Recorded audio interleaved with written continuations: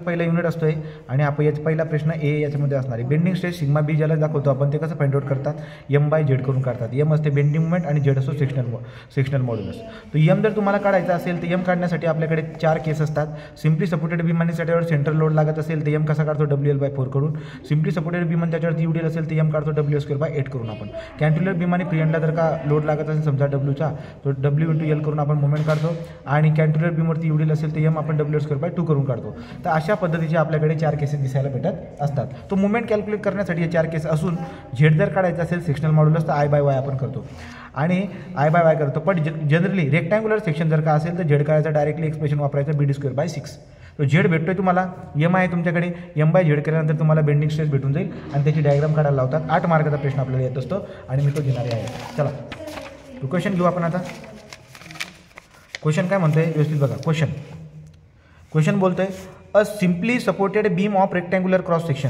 एक simply supported beam आहे समजा, हा सिम्पली सपोर्टेड बीम बघा, हा सिम्पली सपोर्टेड बीम आहे आणि रेक्टँग्युलर क्रॉस सेक्शन म्हटल्यावरती हा रेक्टँग्युलर क्रॉस सेक्शन असा काढून द्यायचा. बरं काढला, पण डायमेन्शन काय काय दिले बघूया. Simply supported beam rectangular cross section दिलाय 350 mm वाईड. याची विड्थ किती दिली आहे 350 mm वाईड म्हणलं, MM मध्ये दिली आहे. चला जनरली 700 mm डीप आहे. तो डेप्थ किती आहे 700 mm डीप आहे. Subjected to uniformly distributed load. याच्यावरती काय दिले युनिफॉर्मली डिस्ट्रीब्युटेड लोड टाकला आहे. कितीचा 120 kN/मीटरचा UDL त्याच्यावरती टाकलेला आहे आणि स्पॅन कितीचा आहे इंटायर स्पॅन 3 मीटरचा. कितीचा आहे तो 3 मीटरचा स्पॅन आहे. मग आता आपल्याला जर का समजा बेंडिंग स्ट्रेस काय म्हणतात determine the maximum bending stress आणि बेंडिंग स्ट्रेस डिस्ट्रीब्युशन डायग्राम बी काढा 8 मार्काचा.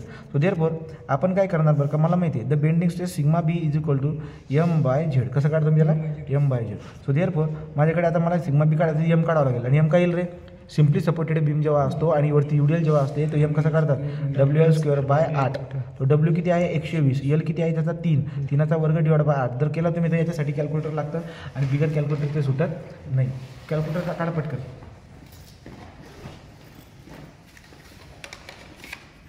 काय बघा हे चमको रे, हे चमको इकडे. हां इथे 120 गुणिले 3चा वर्ग /8. तर हे तुमचं आन्सर येऊन जातं 135. किती आलं आहे 135 kN/मीटर. तर तुमच्या लक्षामध्ये 120 kN/मीटर आहे पण तर सगळी बात न्यूटन MM मध्ये असते. तर 135 × 10⁶ N/mm करून टाकायचं न्यूटन MM मध्ये. आता झाला M. आता मला झेड बी लागतो. सो देअरफॉर झेड कसा काढणार मी रेक्टँग्युलर सेक्शनचा झेड डायरेक्टली काढून फेकायचा BD²/6 करून. कसा काढायचा BD². बी म्हणजे पहिली असते आडवी, तो बी काय असते आडवी, तो 300 का 350 350 आहे, तो 350 350. डेप्थ किती आहे 700चा वर्ग /6. मग किती येईल बघा 350 गुणिले 700चा वर्ग /6. तर किती आन्सर येते ENG मध्ये जाऊ आपण. किती येतं 28.58 × 10⁶ MM/3 MM/3. हे झालं आपला झेड. तो M आला झेड आला. तर देअरफॉर आपण डायरेक्टली आता काय करू शकतो सिग्मा बी काय M/Z म्हणजे काय रे 135 गुणिले 10⁶ /28 आहे का ते 28.58 × 10⁶. 10⁶ कट करून टाका आन्सर काय येईल 135 × 10⁶ करून बाय आन्सर किती आलं रे 4.27. किती आला 4.27 Nm².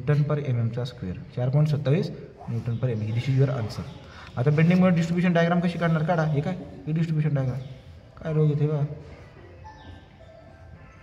किती आहे हे आहे 4.27. ठीक आहे. इथे काय असणार बरं का वरती असतो कॉम्प्रेशन खाली असतो टेन्शन. तो 4.27 याला म्हणा आपण वरती काय असतं कॉम्प्रेशन C इथे असतो टेन्शन T. इथं पण 4.27. समजलं का तुम्हाला. अशा पद्धतीने उदाहरण तुम्हाला परीक्षेला येत असतं.